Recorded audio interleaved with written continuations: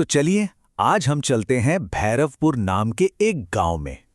एक ऐसी जगह जहां बाढ़ का पानी अपने साथ सिर्फ तबाही नहीं बल्कि मौत का एक अनसुलझा साया लेकर आया था। आज पर्दा उठाते हैं उस खूनी तालाब के रहस्य से जिसे लोग कंकाल ताल के नाम से जानने लगे थे। कहानी की शुरुआत ही एक ऐसे सच से होती है जिसे सुनकर शायद यकीन करना मुश्किल हो। भैरवपुर गांव एक भयानक बाढ़ से जूझ रहा था। चारों तरफ पानी ही पानी। लेकिन अजीब बात यह थी कि गांव का सिर्फ एक तालाब, जी हां सिर्फ एक तालाब, एक एक करके लोगों को निगल रहा था। और ये आंकड़ा सच में चौंकाने वाला था। सिर्फ 2 हफ्तों के अंदर उसी एक तालाब में 4 लोगों की लाशें मिली। अब ये कोई मामूली इत्तेफाक तो हो नहीं सकता था, है ना? पूरे गांव में खौफ का माहौल बनने लगा था। तो चलिए सबसे पहले बात करते हैं उसी मनहूस जगह की जहां ये सारा मौत का खेल चल रहा था। वो जगह जिसे गांव के लोग अब डर से कंकाल ताल कहने लगे थे। सोचिए, पूरा गांव पानी से घिरा था, लेकिन मौतें सिर्फ और सिर्फ एक ही जगह हो रही थी, शमशान के ठीक बगल वाले तालाब में। ये एक ऐसा सवाल था जो हर किसी के जहन में घूम रहा था कि आखिर ऐसा क्यों हो रहा है। अब गांव की चौपाल पर रोज बहस छिड़ जाती थी।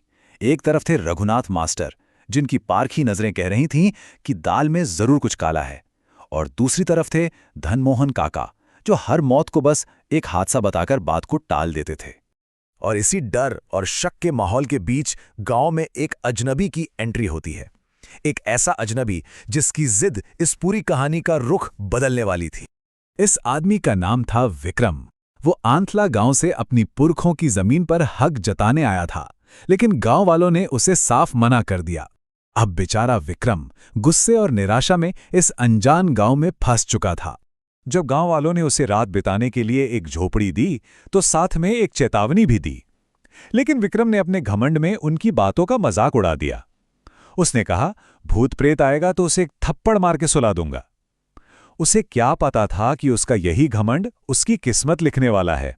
उसे साफ साफ हिदायत दी गई थी कि कुछ भी हो जाए, कालकूट शमशान की तरफ बिल्कुल मत जाना। लेकिन विक्रम तो ठहरा जिद्दी। गुस्से और अकड़ में वो चल पड़ा ठीक उसी अंधेरे रास्ते पर जहां जाने से उसे मना किया गया था। अब कहानी का दूसरा पहलू देखते हैं।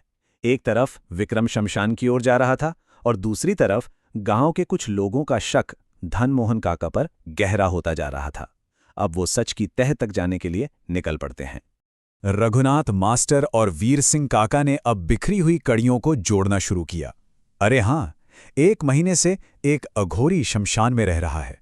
धनमोहन काका को कई बार उससे छिप छिप कर मिलते देखा गया है, और अब ये नया लड़का भी उसी तरफ गया है।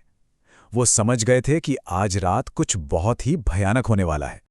और फिर जो सच सामने आया उसने तो सबके पैरों तले जमीन खिसका दी। धनमोहन और वो अघोरी मिलकर कंकाल ताल को एक अमृत पोखर बना रहे थे।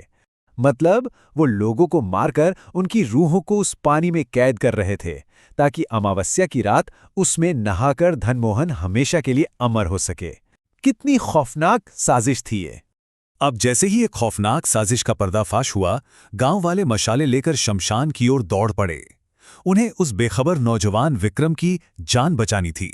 शमशान का मंजर दिल दहला देने वाला था। विक्रम रस्सियों में जकड़ा पड़ा था और अघोरी उस पर चिल्ला रहा था। विक्रम ही उनकी 5वीं और आखिरी बलि बनने वाला था। और तभी अंधेरे से धनमोहन काका का वो चेहरा सामने आया, जो अब इंसान का नहीं बल्कि किसी पिशाच का लग रहा था। उसने विक्रम के सामने चीखकर अपने दिल की बात कही, मैं अमर होना चाहता हूं, अमर। पर उस अघोरी और धनमोहन को यह बिल्कुल नहीं पता था कि झाड़ियों के पीछे से दर्जनों आंखें उनकी हर शैतानी हरकत पर नजर रखे हुए थी। उनकी साजिश का अंत अब बहुत करीब था। और जैसे ही अघोरी ने विक्रम पर वार करने का हुक्म दिया, रघुनाथ मास्टर ने झाड़ियों से एक जलती हुई मशाल सीधा उस शैतान पर फेंक मारी। खेल पलट चुका था। गांव वालों ने जाल बिछा दिया था और अब शिकारी खुद शिकार बनने वाले थे। इस भयानक टकराव के बाद जो कुछ भी हुआ, उसने भैरवपुर गांव की तकदीर को हमेशा हमेशा के लिए बदल कर रख दिया। गांव वालों ने मिलकर उस ढोंगी अघोरी का तो काम तमाम कर दिया, लेकिन जैसे ही विक्रम आजाद हुआ, वो गुस्से से आग बबूला होकर धनमोहन पर टूट पड़ा। वीर सिंह काका ने उसे बहुत रोकने की कोशिश की, लेकिन विक्रम के सिर पर तो खून सवार था। उसने धनमोहन को वहीं पीट पीट कर मार डाला। वीर सिंह ने उसे चीख कर चेतावनी भी दी थी, अगर धनमोहन को अभी मारा तो उस तालाब में कैद बेगुनाह आत्माओं को कभी मुक्ति नहीं मिलेगी। लेकिन अपने गुस्से में विक्रम ने यह सबसे जरूरी बात अनसुनी कर दी। उस खूनी रात के बाद भैरवपुर के लोगों ने एक कसम खाई कि आज के बाद सूरज ढलने पर कोई भी कालकूट शमशान की तरफ कदम नहीं रखेगा। कंकाल ताल की शैतानी पहेली तो सुलझ गई थी, लेकिन शायद एक नया अनजाना डर पैदा हो गया था। और ये कहानी हमें आखिर में एक अनसुलझे सवाल के साथ छोड़ जाती है। विक्रम ने इंसाफ तो किया, लेकिन क्या उसने भैरवपुर की बुराई को हमेशा के लिए शांत कर दिया, या उस तालाब में फंसी बेचैन आत्माओं को हमेशा के लिए तड़पने पर मजबूर कर दिया? इसका जवाब शायद हमेशा के लिए भैरवपुर के उसी अंधेरे में दफन रहेगा।